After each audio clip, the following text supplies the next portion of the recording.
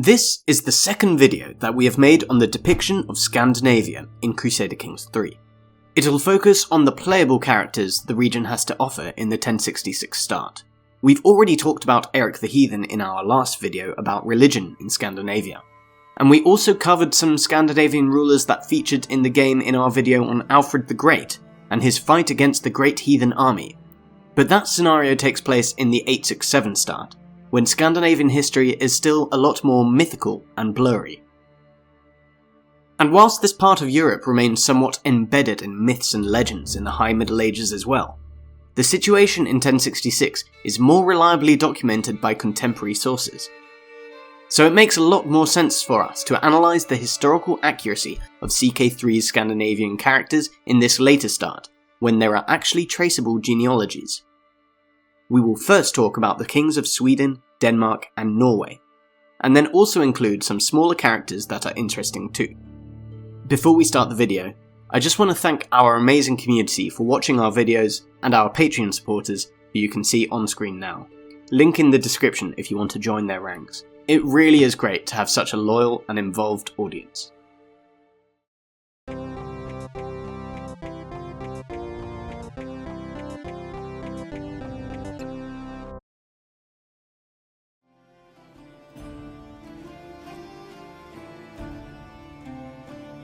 Remember when we said that Scandinavian history in the 11th century is more reliably documented? As exceptions confirm the rule, the first ruler we want to talk about is, according to most historians nowadays, semi-historic at best. Erik Stenkilsson, the king of Sweden in the game, is, according to the in-game dynasty tree, the second king of the house of Stenkilling, which is named after his father Stenkil. He is portrayed as Catholic, has 3 brothers not holding any titles, and has direct control over a number of counties within the kingdom. Erik Stenkilsson is just as hard to locate as his namesake Eric the Heathen. He is named in Adam of Bremen's account, but whether he was actually the son and heir of Stenkil is not entirely clear. His 3 brothers in the game, Halsten, Håkon and Inge, can be more confidently identified as Stenkil's sons, but both the Eriks making this story so interesting are quite blurry in the records. According to our old friend and chronicler Adam of Bremen, after the violent death of the 2 Eriks during the civil war following Stenkil's death, it was actually his brother Halsten who was elected king of Sweden. He took over a highly volatile situation and only ruled for a rather short time, either before or at the same time as his brother Inge, who is the youngest of the Stenkilsson's brothers in the game. Inge, or Inge the Elder as he was later called, can be more precisely located than the rest of his family in the game. He also seems to have ruled significantly longer than all these other characters that were either simultaneously kings of Sweden, or at least kings in short succession after each other. We don't know exactly when he became king, but there is a letter to Inge from Pope Gregory VII from 1080, where Inge is referred to as King of the Swedes. Shortly after that, however, Inge, a staunch Catholic, was forced to abdicate by the Swedes over his disrespect for old traditions and his refusal to administer the pagan custom of the blood. Blood Sweyn, who we briefly mentioned in our last video, was thus elected king. The Hervara saga is a collection of Germanic sagas from the 13th century that did not only inspire J.R.R. Tolkien's creation of Middle-earth, but provides a useful addition to the limited sources on Norse history. It describes the abdication of Inge as follows. Stenkil had a son called Inge, who became king of Sweden after Håkon. Inge was king of Sweden for a long time, and was popular and a good Christian. He tried to put an end to heathen sacrifices in Sweden, and commanded all the people to accept Christianity. Yet the Swedes held to their ancient faith. The Swedes considered that King Inge was violating the ancient law of the land when he took exception to many things which Stenkil, his father, had permitted. And at an assembly held between the Swedes and King Inge, they offered him 2 alternatives. Either to follow the old order, or else to abdicate. Then King Inge spoke up and said that he would not abandon the true faith, whereupon the Swedes raised a shout and pelted him with stones and drove him from the assembly. Here we see once again the tension that must have existed between Catholics and pagans in 11th century Sweden, that really dragged on all the way to the end of the century. And with Erik the Heathen and his claim on the kingdom, Paradox did a decent job portraying these tensions. Anyway, the saga goes on to claim that Blotsvein was king for 3 years, after which Inge returned and reclaimed the throne. We do not know exactly how reliable that account is, but we know from surviving documents that over a decade later, Inge was back in power and at war with the King of Norway over the Swedish province of Dalsland. It is a shame that there is so much emphasis on the two Eriks when Inge the Elder, both legendary and historic, is just a sidekick in the game. They could have at least given him a county within the kingdom to make him actually playable.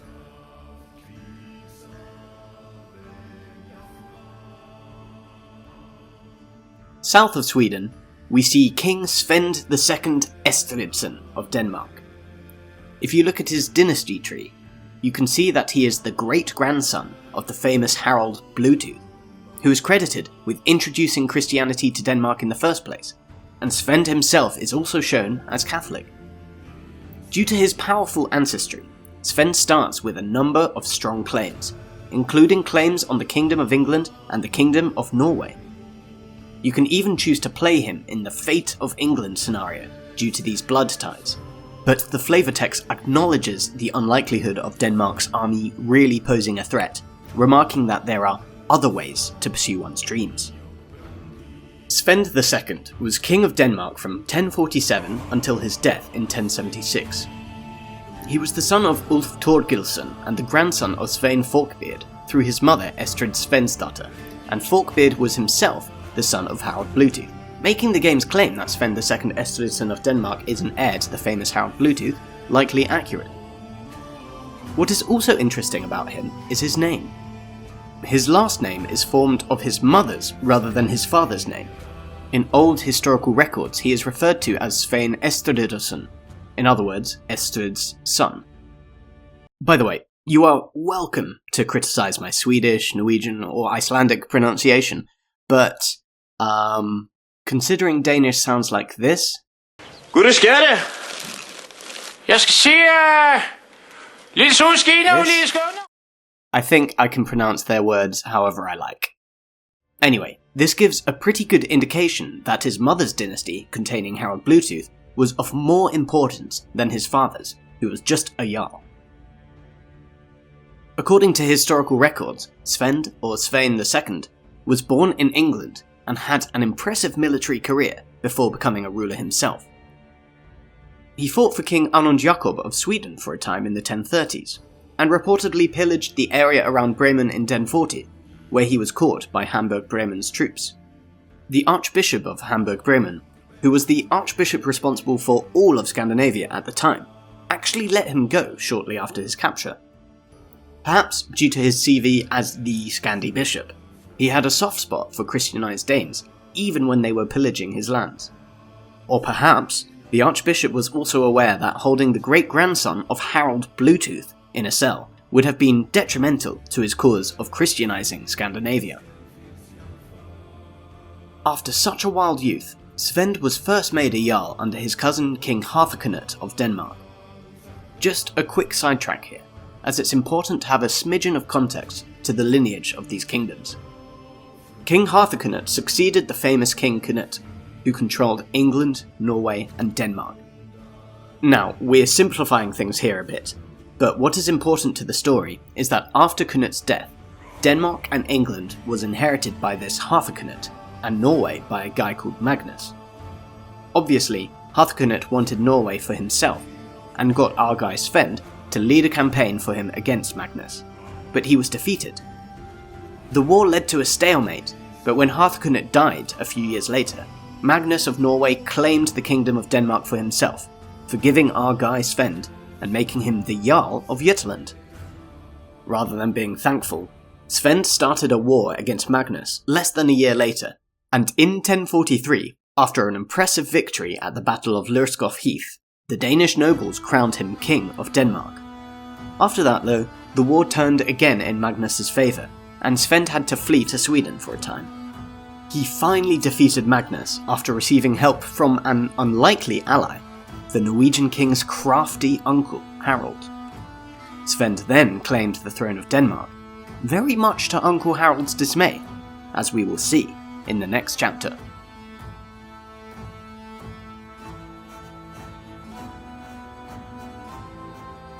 This Harald, uncle of Magnus, you might know of by another name, Harald Hardrada. He already rules Norway in the game as King Harald IV of the Yngling dynasty, with his English translated name in the game as Harald Hard Ruler. He is shown as the rival of King Svend II of Denmark, perhaps since he felt that he was the legitimate ruler of both kingdoms once his nephew Magnus, king of both Denmark and Norway, passed away in the 1040s. This is all historically pretty spot on. The story behind the feud is that after Magnus's kingdom, consisting of both Denmark and Norway, was split, Harald Hardrada went to war over Denmark. It was a long and bitter war, in which both rulers almost lost their lives on numerous occasions. Harald finally relinquished his claims to Denmark in 1064, in exchange for Sven's recognition of Harald as Harald III of Norway. But despite his relative old age, Harald Hardrada seemed to have been insatiable, sailing off to England to claim the crown of England in 1066, right at the start of the game. What was the nature of his claim? Well, he was clearly clutching straws at this point. But remember how Harthacnut controlled both England and Denmark, but when he died, Harald's nephew King Magnus only inherited Denmark. That's because it went to Harthacnut's half-brother, Edward the Confessor. And when Ed dies, and is succeeded by Harald Godwinson, Harald Hardrada took the opportunity to try and take what he believed was rightfully his. This succession business is complicated at best, but we can summarise that Hardrada was a nasty, greedy bastard who thought he deserved Norway, Denmark and England like a wannabe King Canute. Thankfully, this campaign would be his last. He finally died in the Battle of Stamford Bridge, where his army was famously beaten in a Pyrrhic victory by Harald Godwinson, the last Anglo-Saxon king of England. As most of you will know, this sets the stage for the Battle of Hastings, where despite having the advantage, the Anglo-Saxons are beaten by William and his Normans, and Harold is killed by an arrow to the head. This intense story has given rise to one of the most interesting CK3 starting scenarios, and is one of the main reasons why the game has a 1066 start in the first place. And, historically more relevant, just as Harald Godwinson is known as the last Anglo-Saxon king, Harald Hardrada is often referred to as the last Viking, sailing off to Britain to make a final attempt at Norse domination of the island. That is why the 1060s are not only a good starting date for CK3, but are also a contender among historians as the start of the High Middle Ages, as they mark the end of the Viking Age.